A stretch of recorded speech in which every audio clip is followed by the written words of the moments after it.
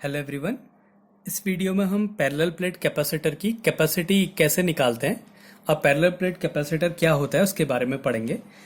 तो जब हमें किसी प्लेट की कैपेसिटी को बढ़ा देना है, अगर हम चाहते हैं कि कोई प्लेट ज़्यादा से ज़्यादा चार्ज को स्टोर करे, तो हम वहाँ पे पैरेलल प्लेट कैपेसिटर यूज़ करते हैं। अब देखेंगे कि कैसे पैरेलल प्लेट कैपेसिटर से किसी की कैपेसिटी इंक्रीज हो जाती है। तो हमें पता है जो कैपेसिटी की वैल्यू होती है, फॉर्मूला होता है C=Q/V होता है। मतलब अगर हमने किसी की कैपेसिटी इंक्रीज करनी है तो हमने पोटेंशियल को डिक्रीज करना होगा। अगर हमें किसी प्लेट की कैपेसिटी इंक्रीज करनी है तो पोटेंशियल डिक्रीज करना होता है। तो पैरेलल प्लेट कैपेसिटर में क्या होते हैं, दो प्लेट्स होती हैं।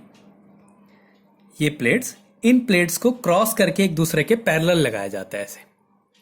अब जब पैरेलल लगाया जाता है तो मान लिया, ये थोड़ा सा इसको बड़ा करके देखते हैं, ये हमें क्रॉस साइड दिखाई दे रही है उस प्लेट की। ये एक प्लेट है और ये दूसरी प्लेट है। ये दूसरी प्लेट है। ये एक, इस प्लेट को हमने चार्ज देना है, हमने इस प्लेट की कैपेसिटी बढ़ानी है, तो हम इसके पास में एक प्लेट रखते हैं। अब क्या है, हम इस प्लेट को क्यू चार्ज दे रहे हैं। इस प्लेट को मान लिया, नंबर ले लेते हैं, इस प्लेट को हम क्यू चार्ज दे रहे हैं और इसका पोटेंशियल 100 है। माना इस प्लेट का जो पोटेंशियल है वो 100 वोल्ट है। अगर हमने इसकी कैपेसिटी इंक्रीज करनी है तो इसके पोटेंशियल को अगर हम डिक्रीज कर दें तो इसकी कैपेसिटी इंक्रीज हो जाएगी।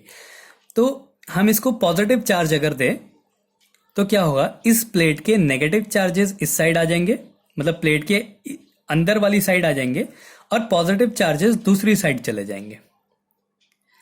नेगेटिव चार्जेस पॉजिटिव इस साइड आ जाएंगे और पॉजिटिव चार्जेस दूसरी साइड आएंगे, क्योंकि इसमें ये एक इलेक्ट्रोस्टैटिक फोर्स लगाएगा।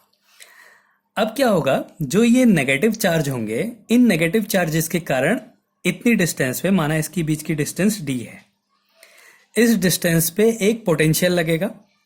इस चार्ज के कारण, इन नेगेटिव चार्जेस के कारण इस प्लेट पे एक नेगेटिव पोटेंशियल होगा। हमने पढ़ा है कि जो v की वैल्यू होती है 1/4πε0 Q/R होती है। जितनी ज्यादा डिस्टेंस होगी पोटेंशियल उतना कम होगा, और Q की वैल्यू उसके साइन के साथ लेंगे। तो नेगेटिव चार्ज के कारण इस प्लेट पे एक नेगेटिव पोटेंशियल पड़ेगा। माना वो पोटेंशियल है -40 इसके कारण। अब ये नेगेटिव प्लेट के कारण यहाँ पे पोटेंशियल है, तो इस पॉजिटिव साइड के कारण भी पोटेंशियल होगा। तो नेगेटिव साइड से पॉजिटिव साइड थोड़ा दूर है, मतलब इस प्लेट की पॉजिटिव साइड के लिए जो डिस्टेंस है वो नेगेटिव से ज्यादा है। ये डिस्टेंस कम है और ये डिस्टेंस ज्यादा है, तो इस पॉजिटिव के कारण यहाँ पे जो पोटेंशियल होगा वो थोड़ा कम होगा। माना ये पोटेंशियल है -10 +10 वोल्ट। अब इस प्लेट का टोटल पोटेंशियल क्या हो गया, 100 - 40 60 और +10 70 हो गया। तो हमने पहले पोटेंशियल किया था 100, अब पोटेंशियल क्या हो गया इसका 70 हो गया। हमने क्या कर दिया, पोटेंशियल को कम कर दिया, -40 इसके कारण और +10 इसके कारण। तो हमने इसके पोटेंशियल को कम कर दिया। अब अगर हमने और कम करना है तो हम क्या करते हैं, इसकी ये वाली प्लेट को अर्थ से कनेक्ट कर देते हैं। अब अगर हम इसको अर्थ से कनेक्ट कर दें तो ये पॉजिटिव चार्जेस क्या होंगे, अर्थ में चले जाएंगे। तो अब ये पॉजिटिव चार्जेस के कारण यहाँ पे कोई पोटेंशियल नहीं है, क्योंकि ये चार्जेस हैं ही नहीं, हमने इसको न्यूट्रल कर दिया है। तो ये जो 10 वोल्ट का पोटेंशियल है पॉजिटिव चार्ज के कारण, ये कम हो गया। तो अब नेट पोटेंशियल क्या हो गया, 60 वोल्ट। तो इस प्लेट के कारण, इस प्लेट को इसके पास लाने पे हमने क्या कर दिया, इसका पोटेंशियल डिक्रीज कर दिया। इसका पोटेंशियल डिक्रीज कर दिया का मतलब इसकी कैपेसिटी, इस प्लेट की कैपेसिटी हमने इंक्रीज कर दी।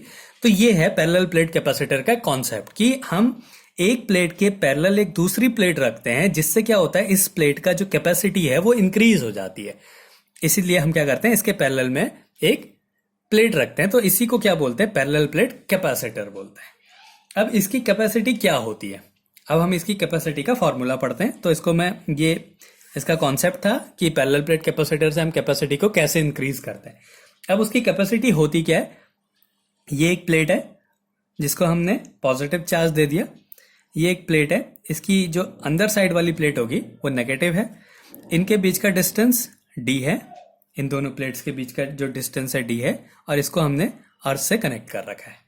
तो यहाँ पे जो इसका हेडिंग है capacity of parallel plate capacitor है। अब हमें पता है जो C होता है, कैपेसिटी होती है वो Q अपॉन V होती है, माना इसका चार्ज है Q अपॉन V। अब हमने पहले एक फॉर्मूला पढ़ा था, electric field as negative gradient of potential, ये पढ़ा था। तो वहां पे dV अपॉन dr था, तो बड़ा फॉर्म ले लिया इसका और माइनस साइन को छोड़ दिया, तो ये क्या हो गया E equals to V upon D. तो यहाँ से V की वैल्यू क्या आ जाएगी, E इंटू डी। तो इसको एक इक्वेशन ले लेते हैं। अब V की वैल्यू क्या होती है, E इंटू डी, जहाँ पे D क्या है, डिस्टेंस है, और E क्या है, इलेक्ट्रिक फील्ड है उस चार्ज के कारण। ठीक है, अब एक प्लेट के लिए एक सरफेस चार्ज डेंसिटी Q की वैल्यू होती है sigma A। Surface charge density sigma equals to होता है Q अपॉन A। अगर हम इन दोनों वैल्यूज को इक्वेशन फर्स्ट में पुट कर दें, putting these values in equation first में पुट कर दी, तो C की वैल्यू क्या आ जाएगी, Q की जगह लिख दिया हमने सिग्मा A अपॉन V की जगह लिख दिया हमने E D। एक प्लेट के लिए जो इलेक्ट्रिक फील्ड होता है E इक्वल्स टू होता है सिग्मा अपॉन एप्सिलॉन नॉट। एक प्लेट के लिए जो इलेक्ट्रिक फील्ड होता है सिग्मा अपॉन एप्सिलॉन नॉट। तो हम यहाँ पे E की वैल्यू लिख देंगे सिग्मा अपॉन एप्सिलॉन नॉट। तो C equals to sigma A upon E की वैल्यू हो गई sigma upon epsilon naught into D. इससे ये कट गया और ये ऊपर चला जाएगा, तो ये हो जाएगा epsilon naught A upon D. C equals to epsilon naught A upon D. तो जो पैरेलल प्लेट कैपेसिटर है उसकी कैपेसिटी उसके प्लेट के एरिया पर डिपेंड करती है। जितना ज्यादा एरिया होगा उतनी ज्यादा कैपेसिटी होगी, और उनके बीच की डिस्टेंस पे भी डिपेंड करता है। जितनी ज्यादा डिस्टेंस होगी उतना कम कैपेसिटेंस होगा। तो ये हो गया capacity of parallel plate capacitor. अब क्या है, दूसरा केस है when a dielectric slab, dielectric is placed in the spacing between plates। अब क्या करा हमने, पूरे इसके बीच का जो गैप था इसमें एक डाइलेक्ट्रिक मटेरियल फिल कर दिया पूरा। तो अगर हम कहीं पे डाइलेक्ट्रिक मटेरियल फिल कर देते हैं, तो एक और फॉर्मूला था, हमने जब कूलम लॉ पढ़ा था तो वहां पे पढ़ा था F equals to 1/4 pi epsilon naught epsilon R Q1 Q2 upon R square. ये एक फॉर्मूला पढ़ा था। ये होती है परमिटिविटी ऑफ अ मीडियम, उस मीडियम की परमिटिविटी क्या है, रिलेटिव परमिटिविटी क्या है। तो हम एयर के लिए इसकी वैल्यू 1 ले लेते हैं। अगर हम किसी डाइलेक्ट्रिक में प्लेस कर देंगे तो इसकी कुछ वैल्यू होगी। तो माना वो उस डाइलेक्ट्रिक जो वैल्यू है वो K है, डाइलेक्ट्रिक जो है वो K है यहाँ पे।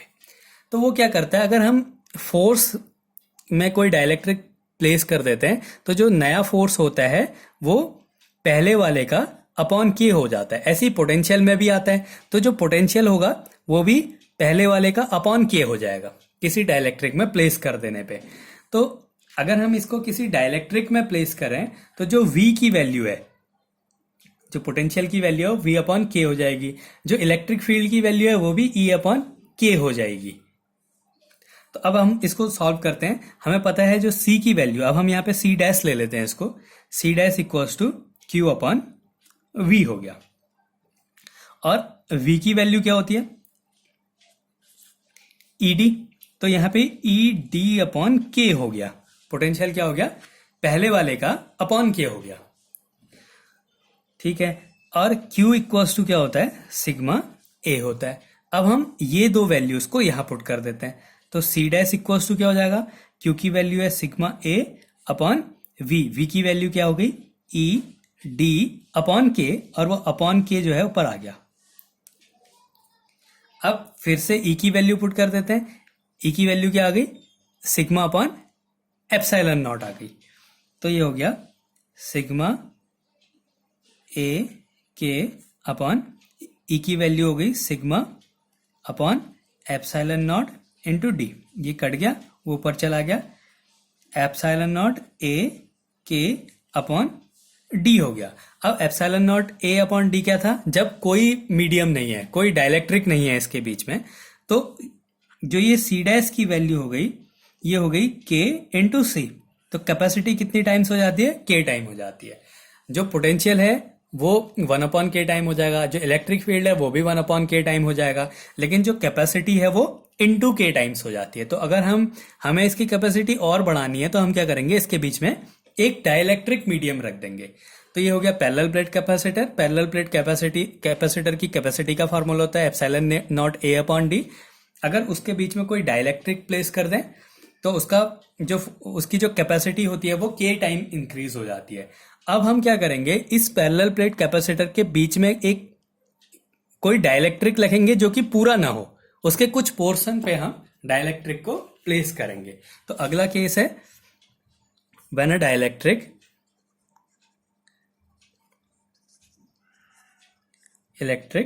is placed between plates, ये not filled completely,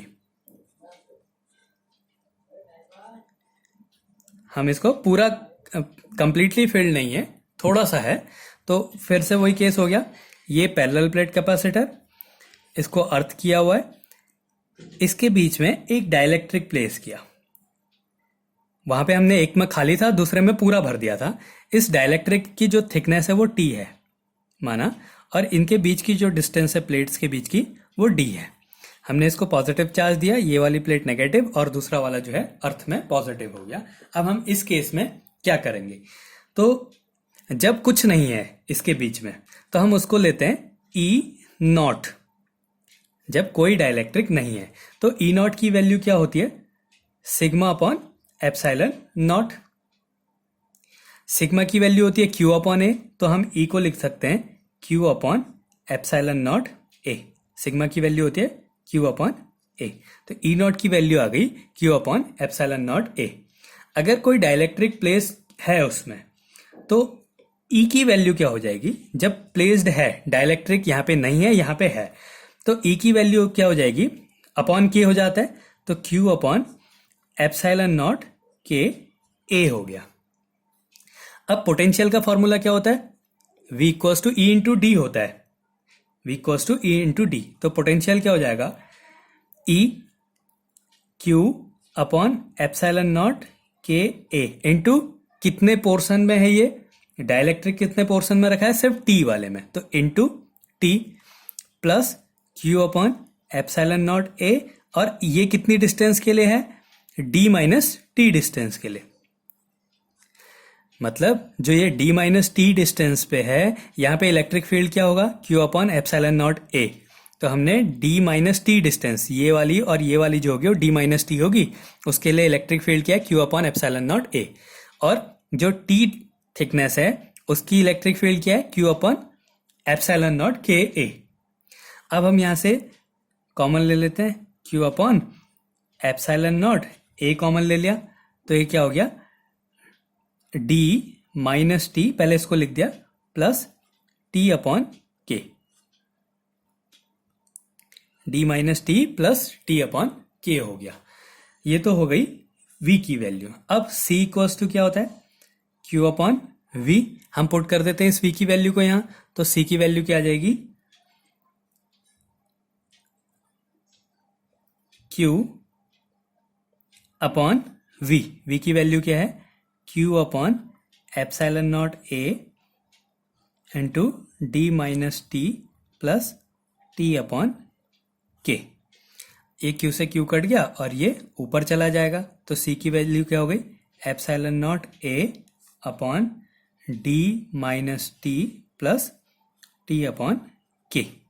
ये हो गई उसकी कैपेसिटी। जब एक डाइलेक्ट्रिक को कुछ पोर्शन में डाल देंगे तो उसकी कैपेसिटी ये हो जाएगी। तो हमने 3 केसेस पढ़े, एक डाइलेक्ट्रिक है उसके बीच में कुछ नहीं है, एक पैरेलल प्लेट कैपेसिटर है उसके बीच में कुछ नहीं है, तो उसकी जो कैपेसिटी होती है वो होती है C equals to epsilon naught A upon D. अगर हम उसके बीच में पूरा डाइलेक्ट्रिक प्लेस कर देते हैं जिसका डाइलेक्ट्रिक कांस्टेंट K है, ये दूसरा केस है, तो उसकी जो कैपेसिटी होती है वो पहले वाले का k टाइम्स हो जाती है, तो c डैश इक्वल्स टू के सी हो जाएगा।